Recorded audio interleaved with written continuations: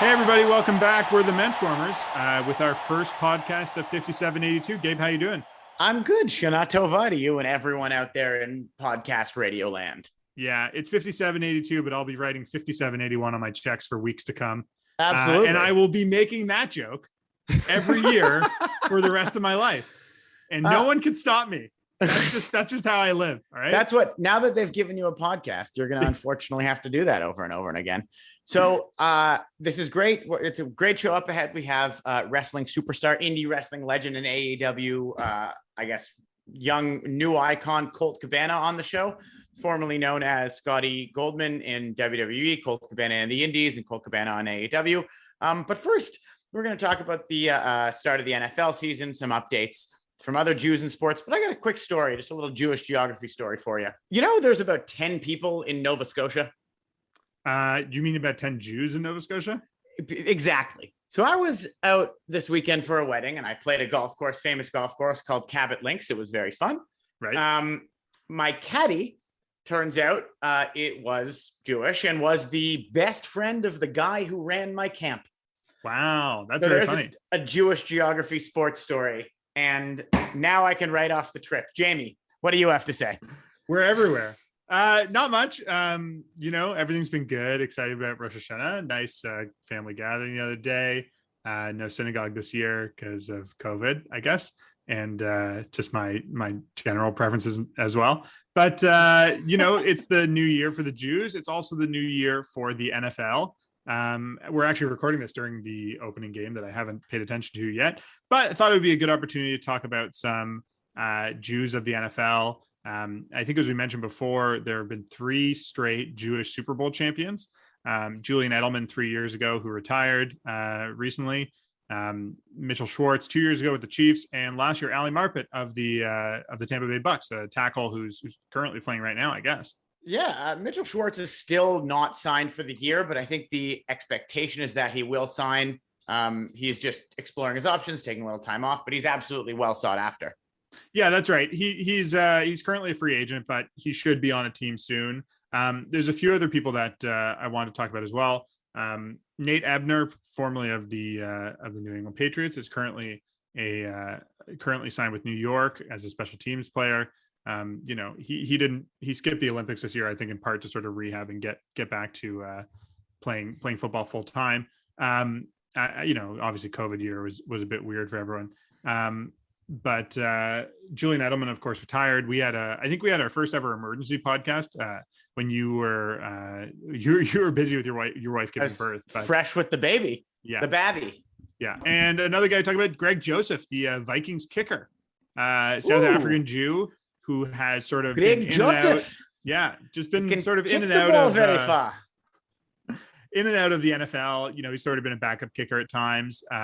He's played in a few games here and there, but I think as far as I know, he is going to be the starting kicker for the Minnesota Vikings. You know, they don't have anybody else on their roster. His parents are Glenn and Ilana. You know, this wasn't just brought up so that you could try out your South African accent. Then why was it brought up, Jamie? It was brought up because he's a Jewish player. You know, he was born in South Africa, but he grew up in Boca Raton, and he's going to be playing for the Vikings. I think that's pretty exciting. I don't know the last time there's been a Jewish kicker. There's been a few Mike Jacobs All-Star kickers, like Robbie Gould, I think, is the big one. Who spells his name Gould, but pronounces Gold. Because I certainly grew up with a kid named Robbie Gould, who was Gould, Gould, but not Gold in that way. Yeah. And also Jack Fox, the kicker for the Lions currently. I think Mike Jacobs All-Star, as far as I can tell, not Jewish. He has not yet responded to our email to ask if he is Jewish. We'll update you as soon as we know in the audience there. That's right. Outside of that, Josh Rosen, I think, is the backup currently for the Falcons. You know, we've talked about chosen Rosen in the past. He was a sort of highly vaunted draft pick, but didn't really get a fair shrift, I think, in Arizona, who drafted them and then sort of dumped him for Kyler Murray.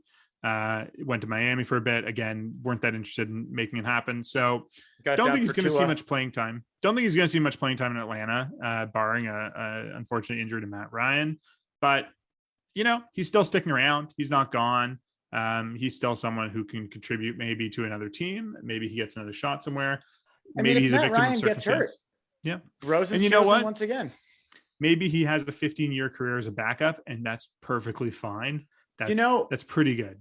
The last person referred to that, I think, was Charlie Whitehurst, whose nickname was Clipboard Jesus for a very long time.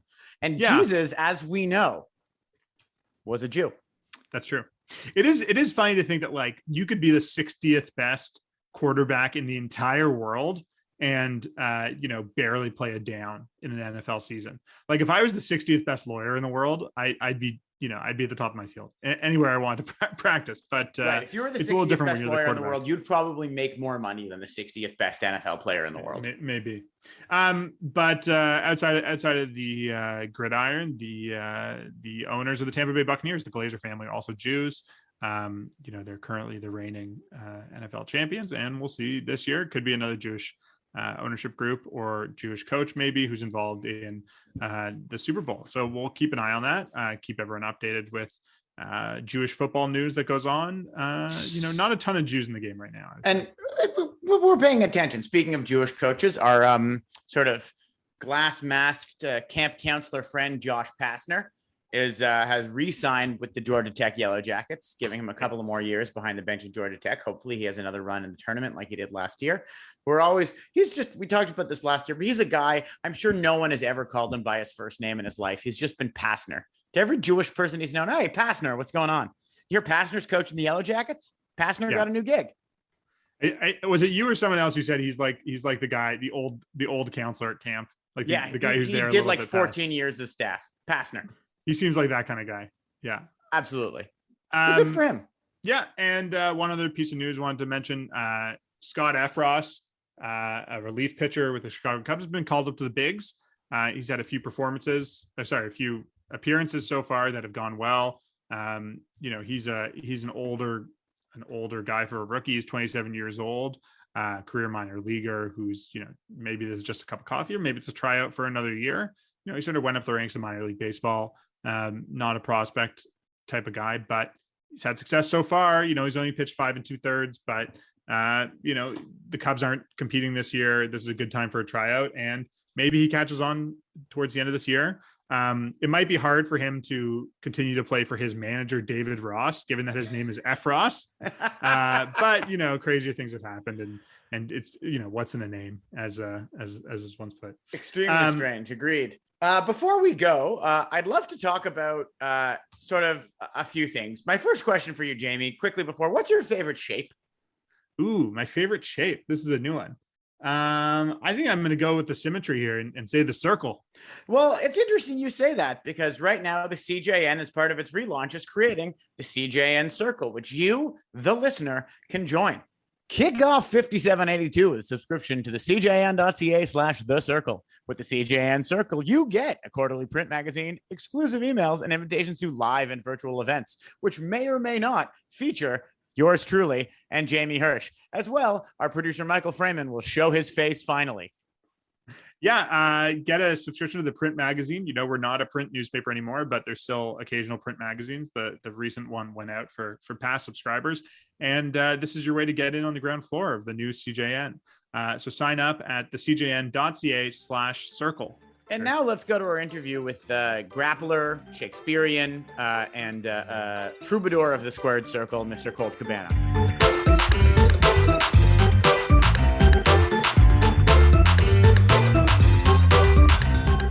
We're here.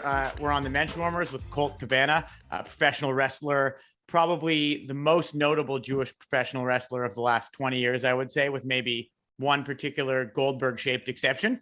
But maybe not. Maybe just Colt. So happy to have you, Colt. Welcome. Shalom. Shalom and Shana Tova. Shana Tova, Colt. Shana Tova. Shakalavakasha.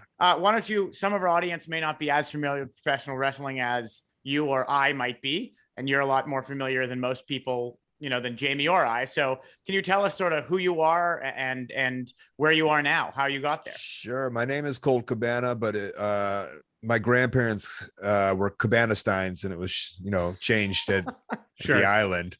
A classic story, a classic immigrant story. It really a tale as old as time. I've been professional wrestling for it's going on 23 years now, and born in the suburbs of Chicago, Deerfield, a nice little Jewish town, bar mitzvahed, and in my town, everyone was going to be a lawyer or doctor or real estate or one of those asshole jobs, and my just passion and the only thing I ever wanted to do, I was obsessed with professional wrestling, and I kind of was super focused, laser focused to be a professional wrestler my whole career.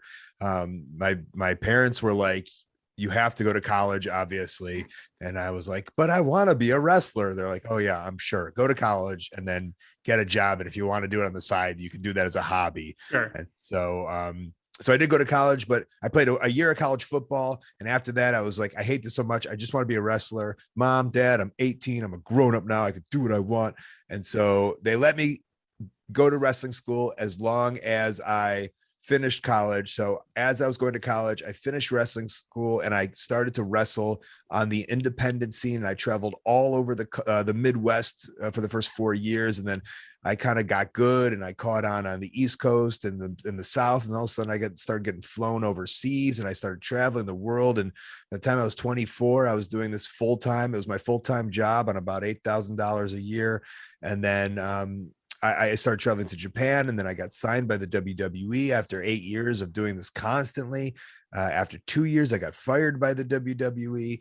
And then that's kind of where my story really starts, is I really started pounding the pavement and becoming this DIY independent kind of mogul.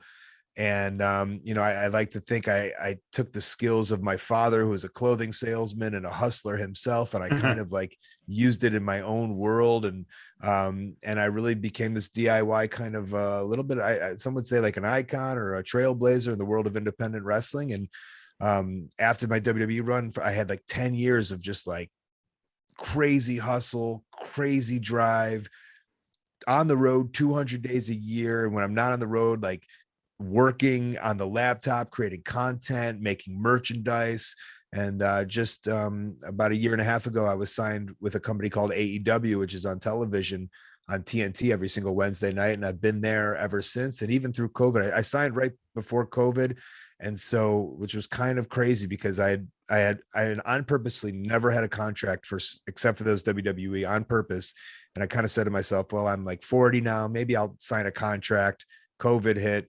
And I was collecting a weekly check with AEW, and we powered through kind of the first lapse of COVID, but here we are now. Right. But luckily we're touring, and that's me. That's 23 years of wrestling in 3 minutes. That's great. A lot of really interesting things to dig into there. We're going to get to a lot of AEW stuff, I'm sure, but just going back to your sort of origins in the biz, it's interesting to hear you say about, sort of going to wrestling school, making $8,000 a year when you were just starting out. Is it, and your parents wanting you to have something else on the side, or something else to fall back on if necessary? Did you come up with people who's, weren't able to make it, who, tried and despite skill, it's just a hard business to get into or hard to make money on when you're first coming out? Well, there's a difference between making it. I think it's how you define making it. It's how you define success, right? So, sure. If I hadn't signed with AEW, I would have still said I had made it. And, sure, I had in 2018, I wrestled in front of, 5,000 people constantly on a New Japan Pro Wrestling tour, but I also wrestled in front of 150 people in Berwyn, Illinois. And while I was in Berwyn, I would still say I've made it. This is great. Right. I love what I'm doing. So there were people in my wrestling circles that maybe didn't make it to some of the heights that I made it, whether in terms of that's pay per show, getting paid per show or attendance per show. But for the most part, it's whether you stick with it or not. It's very much see, that's the difference between sports and art. It's in that sense, it's very much like art, whether it's a band or, or poetry or whatever it might be. If you stick with it forever, you can call yourself a thing. But a lot of people get very frustrated and they give up on, maybe that part of their life, or maybe their lives have changed. And so, sure, I've seen so many people stop wrestling over the years, but I was just so laser focused that I just didn't want to stop doing it. And I think that's that's led to my success. I think Bill Burr had a quote like, Bill Burr was just like, and I'm not going to have the exact quote, but he's just like, I'm not the best. Everyone just stopped doing it. And I just continued. It's absolutely, so it's not necessarily survival of the fittest as much as it is survival of the most determined. Yeah. And if you do something at a good level for so long, you're going to get good. It's just how it is, and like if everyone starts peeling out, all of a sudden you're going to be the only one doing it for that long and have that much experience.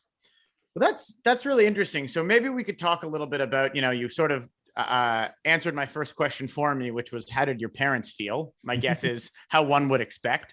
Did they come around to it eventually? Yeah, they weren't they've always been supportive. And my brother, me and my brother and I have two very oddball successful jobs. My brother was an loved to draw as a kid, right? And so again, same thing, like just a job that there's not a lot of like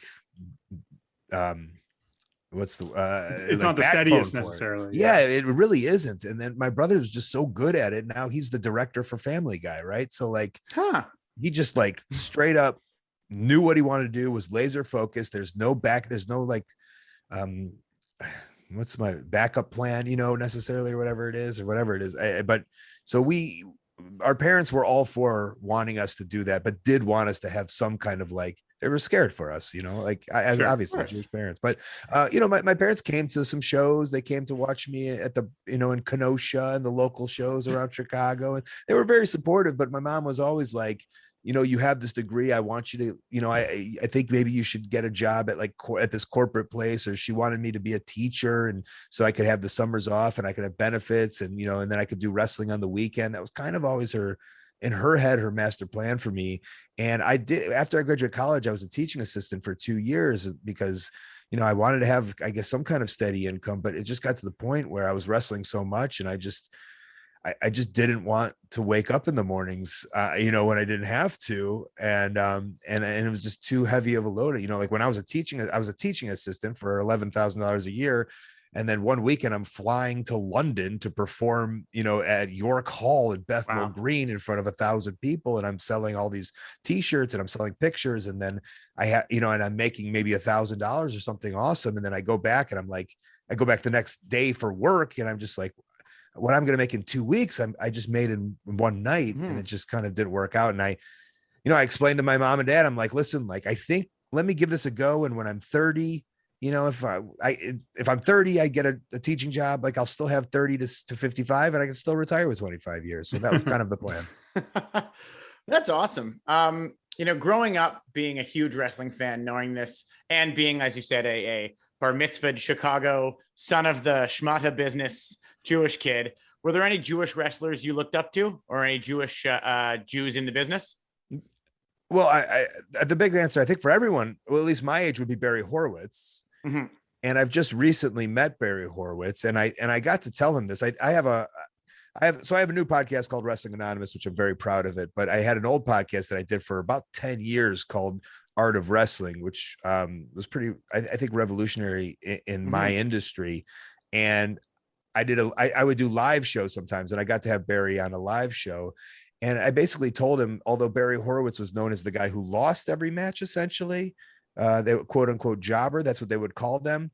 And right. he wasn't presented as the big star. But for me as a kid, being 8 or 9 years old and seeing the name Barry Horowitz across the screen, and knowing that there was a Jeremy Horowitz and an Adam Horowitz in my school, and understanding that that's a Jewish name, it really said to me, like, oh my God, I can do this. We can do this. This is a thing. I kind of thought that it wasn't possible, but even though he was in the lower tier, it was like he was on TV wrestling these people in a wrestling ring, something I would dream to do, but maybe didn't think was a reality. I think seeing Barry Horowitz on television really gave me like this idea that I could do or be a pro wrestler. That's a great story. I mean, it's an interesting story about sort of representation in a way that we don't often think about it. I mean, there's Jews with all kinds of names. You're a Jew named Colt Cabana. You might be the only Jew named Colt, as far as we know. But when you see a Horowitz or a Goldberg or a Malenko or something like that, it can be inspiring to the kid who's watching and saying, "Oh, that guy has a name like me, and I too could do that."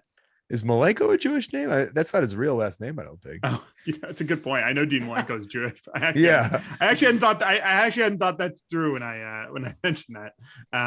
But anyways, a Horowitz or a Goldberg, at least I think everybody has an accountant or knows an accountant with one of those last names too. So it's good to see a wrestler who can do it under that name as well. It's interesting. Here's a little Jewish geography. You're from Deerfield, Illinois. Obviously, as you mentioned. Isn't John Shire also from Deerfield, the new Duke basketball coach? John Shire went to Glenbrook North. So I believe he's from Northbrook, and he was the same age as my cousin. Okay. See, this is the most Jewish way this podcast could go. Oh, my cousin. Yeah. So he was nearby. He was, yes. And I, the further you get removed from high school basketball, it's just like not as cool. Like when I was in high school basketball, we had a player named Ryan Hogan who was supposed to be like this All-American. He went on to play at Duke, I believe. No, at Kentucky, and then Iowa. And then I remember like a couple of years later, my cousin Ryan just being like, "This guy is unreal." John Shire, right? He's like the next Ryan Hogan. He was right. Yeah, and so I know so much about sports from the age of 6 to 18. And when I started wrestling, I really became so immersed, and I stopped playing video games and watching Sports Center. So like, it just kind of gradually went away. But so I, and I don't necessarily know so much about high school sports, but that's a name that I do know, luckily through the geography. Of course. Something I was hoping you could talk about. We know there's a really sort of rich history of Jews in professional wrestling, both from. Why you got to say rich, bro? Oh, yeah, it's a great question. Influential, not controlling, but influential. Gabe's microaggressing against himself here. Exactly. Going from Raphael Halperin, obviously, is a big example in the Vince McMahon era, became a rabbi in Israel in his later life. And then sort of moving on to like we said, Goldberg, and now you and MJF sort of on TV every week. It's sort of, there's always been a Jewish guy to carry the torch for the community, it feels. And do you feel any responsibility to do that? As you said, you watched Barry Horowitz. Do you have anything, to sort of think about or think about the kids watching you, the Jewish kids? I'm a 31-year-old Jewish guy, but I'm watching you going, oh shit, that guy's Jewish. Yeah, there's a time where I came out with a shirt that said "I Jewish Star Colt," still available at prowrestlingtees.com/Colt Cabana. But I mean, I sold so many of those shirts at my height of like my popularity, I in the tens of thousands, and that was me really not necessarily accepting, but like showing the pride of Judaism as a culture. I'm not necessarily a religious man, really, but I do appreciate and love the culture and the sense of, the sense of humor and the story, but I do not practice, nor do I want to, but I do accept myself as Judaism, and I think it's part of my story. And so, I made that decision probably in my late 20s. And believe me, early in my career, first of all, when I first started wrestling, I did not tell anybody I was Jewish. Right. And that stems from going to Mickey Owens baseball camp when I was a young kid and asked if I had horns and a tail, I shaved mine for this interview. Thank you. I appreciate it. But I realized like, I'm going to be, because when I first started wrestling, I was traveling to Louisville, Kentucky, like, wrestling every other week. And, there's a stigma of the Southern kind of part who might not understand or grew up around Jews, and going to Mickey Owens baseball camp in Missouri, it scared me as a kid of like, that's what I thought, like people thought of us. So I kind of like, until I got confidence as myself, as a person, as a wrestler within my industry, I was kind of scared to say it and to wear it as a badge of honor. And, I think in my late 20s, I really started to understand myself and be proud of it and proud of myself. And I was really confident in myself. And that's when I kind of like I came out almost as a Jewish wrestler. Right. Well, I guess Vince McMahon outed me when he named me Scotty Goldman in the WWE, but he didn't give me the opportunity to come out of the Jewish closet. He outed me, but no, it was a good push. It sounds like. Yeah, no, not at all. It was an awful push in terms of professional wrestling. I lost my first 5 matches and then was fired, but I digress. Yeah, so I do wear it as a badge of honor, and I think 10 years ago there weren't a lot of wrestlers like me, and now I think it's so cool that a lot of wrestlers are very proud of it and kind of let the world know. Whether AEW alone, QT Marshall, Matt Sydal, MJF, Layla Hirsch, myself, and so it's kind of cool that there's some representation, and that necessarily wasn't a thing, especially for me years ago. And so it's nice when wrestlers come up to me and they're like, "Hey, I'm Jewish," and I'm like, "Oh, shalom," something to start a bridge off, to bond a bridge off of. So there's a picture of you going around the internet. I've seen the star Colt Cabana, but with a championship belt that's got the Star of David on it. Can you tell us the story of that belt? Yeah, and if you go back, so my Art of Wrestling podcast series, all the archives are up, but if you go back to the archives, I think it was called the Wrestling Road Diaries series, and I started doing weekly documentations, and I document me wrestling at this Orthodox Jewish man's backyard for these two brothers named the Megan twins. Have you heard of the Megan twins? Oh yeah, we know them well. We know them had well. to have known them, Yes. right? So they are, I just to fill you in, I mean, we're both in Toronto where they live. I mean, not to go into the Jewish geography and going to camp with them and stuff like that, but they are the sort of like, bar mitzvah DJ. They started out as like the bar mitzvah DJs, the promotions guys, running, backyard wrestling stuff, and continuing to do it successfully here. So they're big closeters in the Toronto Jewish wrestling, yes. and everything else. And my very good friend Stu Stone, who is also from Toronto, mm-hmm.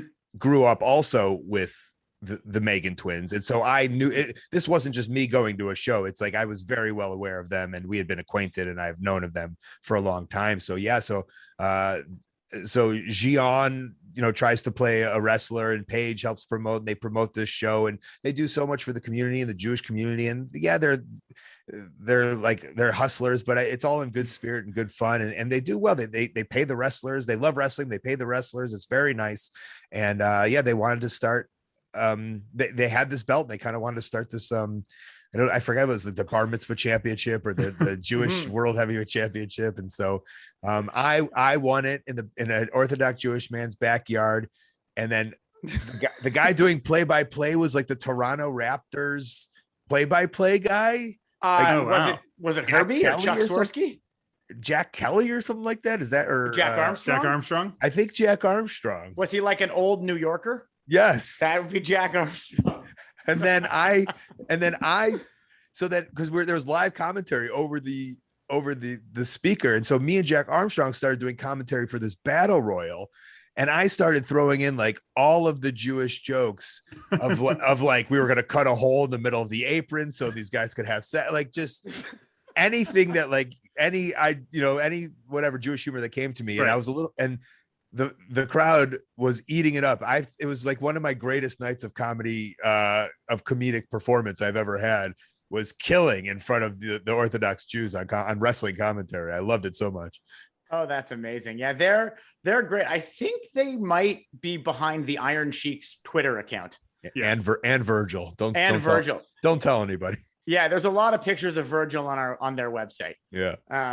Oh, that's such a small world. Okay, so good to know. So that's where that belt comes from. Do you still have it, or who has it now? I mean, I hold it in jest. I think they are holding on to it, but okay, I hold it in perpetuity in a way. In perpetuity, but I've been wrestling for Rabbi Jeremy Fine, okay, up in Minnesota, and it's in Minneapolis. Yeah, and he just moved to become the rabbi of one of the temples where I grew up, and so now he's going to start running shows in my Jewish suburbs where I grew up.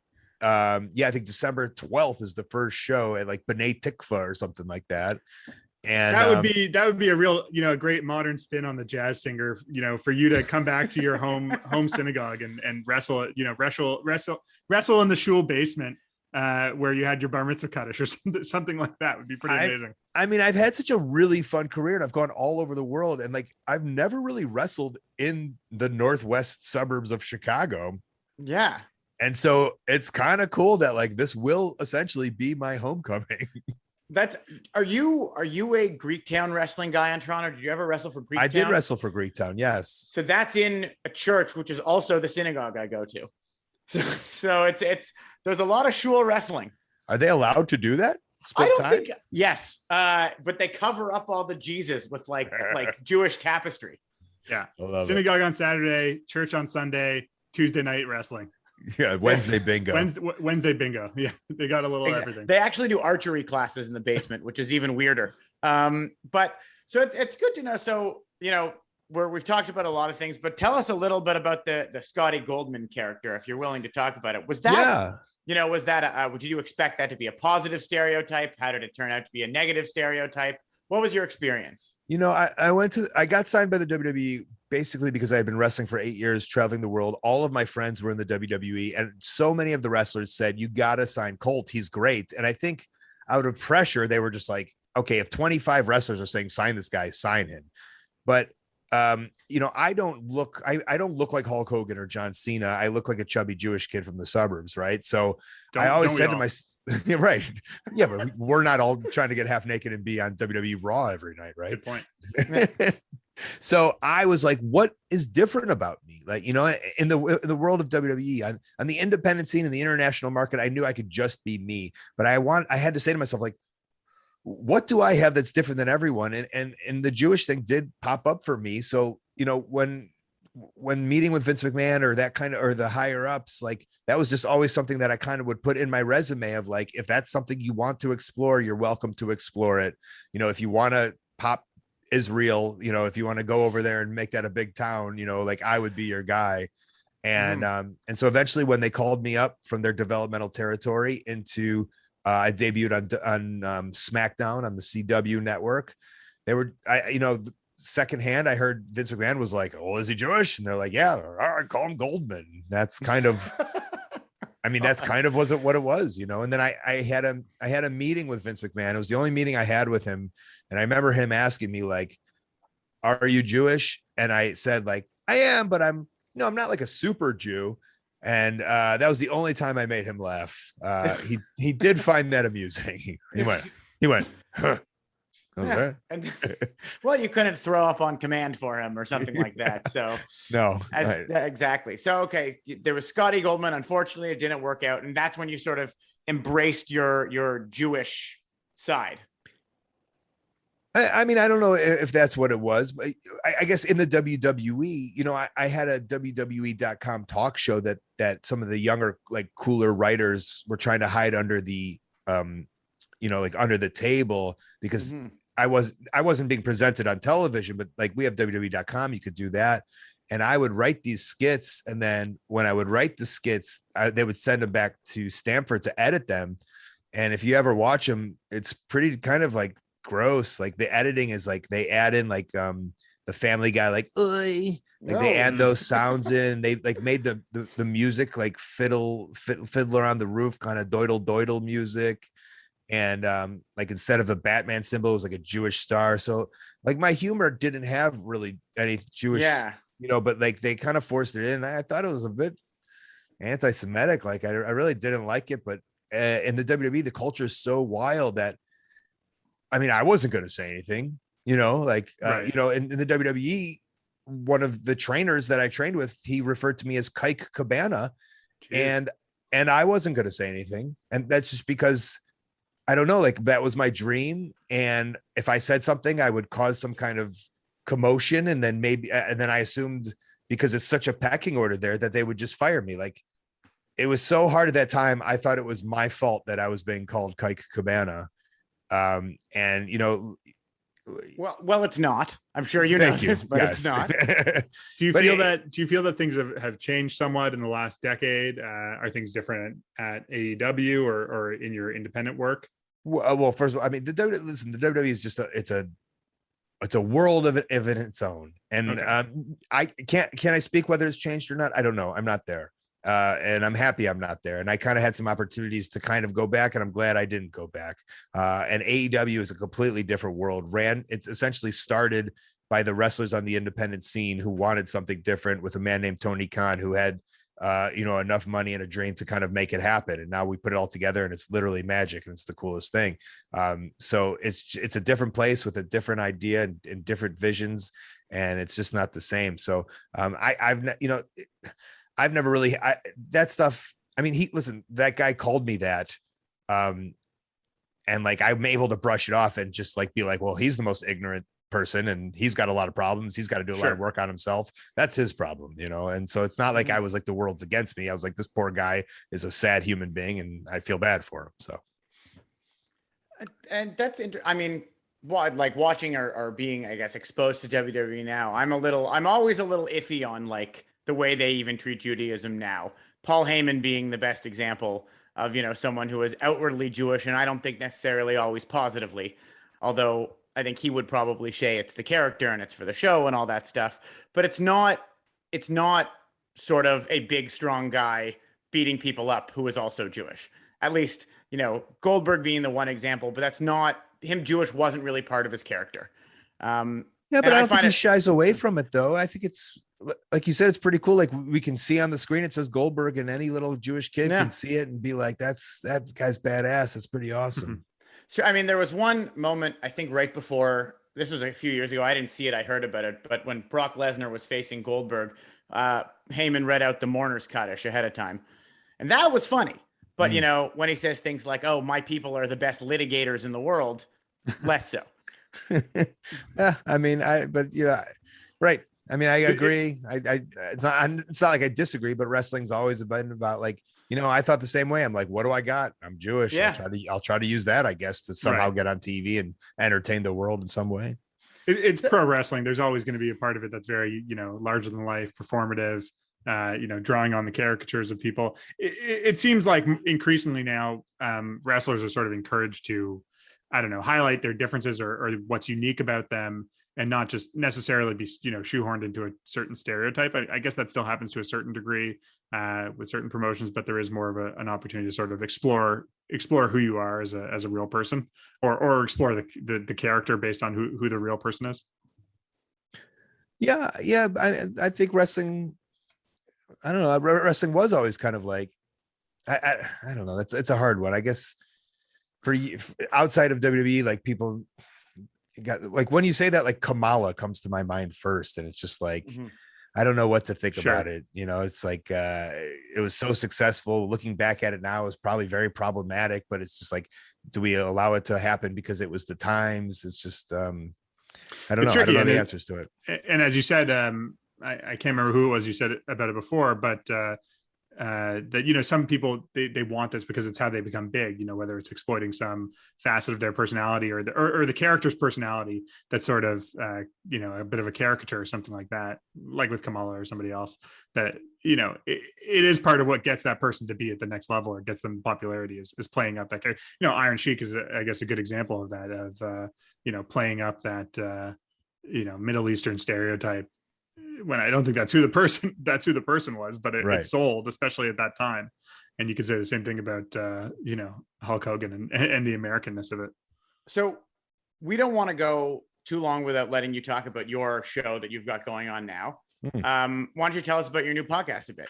Yeah, it's called Wrestling Anonymous. It's a hotline show basically, and people call in with their funny wrestling stories, like interactions with wrestlers, friends interactions, a lot of, it's hard to explain. Not it's hard to explain, but like it could be anything. There was a story about a guy who's a security guard, and this guy was on the ledge and he was thinking about committing suicide. And the security guard noticed that he had a wrestling shirt just like him, and he went to give him like the too sweet sign, and he grabbed his hand and he saved his life.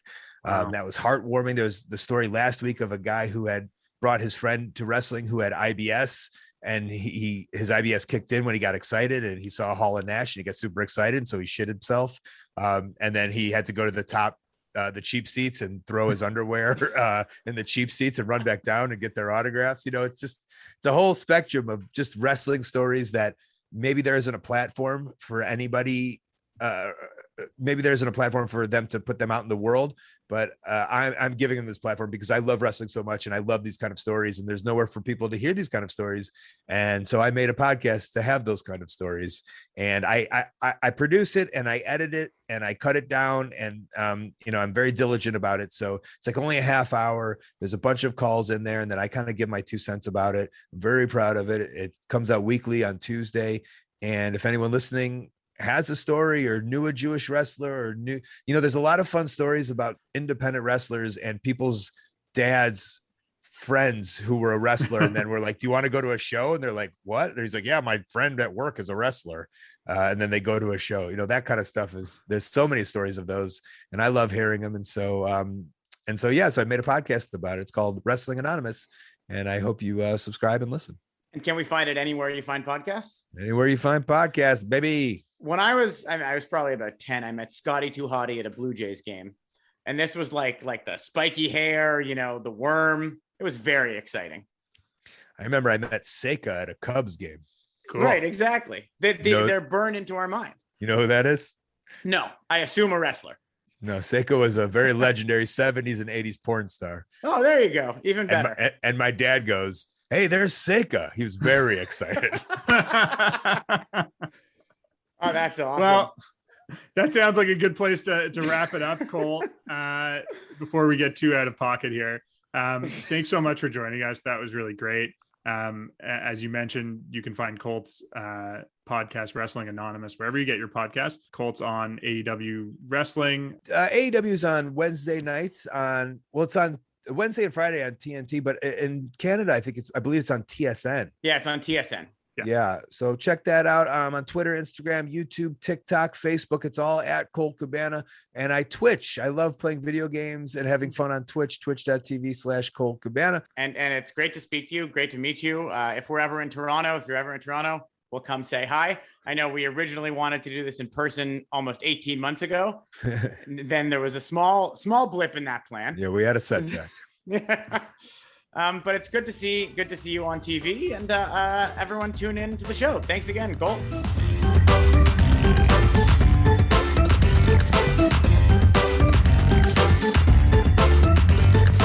Thanks so much to Colt for that deep and interesting and ultimately heartwarming interview about a young boy and his wrestling dreams, and hopefully continue to inspire the next generation of Jewish wrestling fans.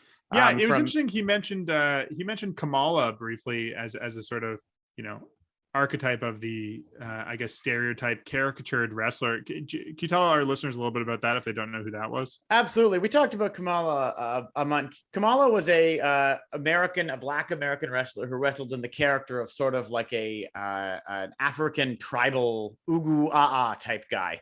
Right. And this was back in the 80s and 90s. In the 80s, right? Although he came back every now and again up until the 2000s, and it's not something that I think is something to be celebrated in the history of wrestling, but it happened, and it's something we talked about as in the past, and as Colt said earlier, something that hopefully doesn't happen again. Yeah, it's tricky. I mean, I don't know exactly where one necessarily wants to draw the line between performance and stereotype. I mean, I think we all have probably our own idea of like what Jew face, for example, looks like. If somebody's putting that on in certain circumstances, and it's easy, like the famous line about pornography, it when you see it. It's hard to draw hard and fast rules about it. Someone like Kamala was a very stereotyped character, or something that I think everyone would find problematic these days, regardless of your stance on political correctness. It goes well beyond the line. Other Jewish wrestlers have sort of embraced it to certain degrees, and I guess there's probably times where they're stereotyped as well. So something to think about, keep in mind as you watch performances and try to figure out how Jews are received in different parts of the world. Absolutely. It now that we're sort of becoming smarter about it in North America, it's interesting to see how coverage of the Jews will hopefully keep up globally. Yeah. But great to see a Jewish wrestler who's really succeeding at a high level, and we wish Colt all the success with his continued wrestling with AEW. It's really been an incredible rise of that promotion over the last couple of years. Well, that should just about do it from our show. Again, we are the Mensch Warmers. You can find us anywhere you get your podcasts, on Spotify, iTunes, so on and so forth. Please tell your friends about this show, like and subscribe, and also join our parents at the cajon.ca/circle, El Circulo of our family, so to speak. My 6-month son, his favorite toy is a circle called El Circulo. And I think the cajon.ca/the circle will be your favorite too. Support local Jewish reporting and newspaper and podcasting. Again, that's the cjn.ca/circle. Like and subscribe to our podcast and follow us on Twitter at the Menschwarmers. And until next time, we'll see you with all the new news we have about the world of Jews and sports. Shana Tova.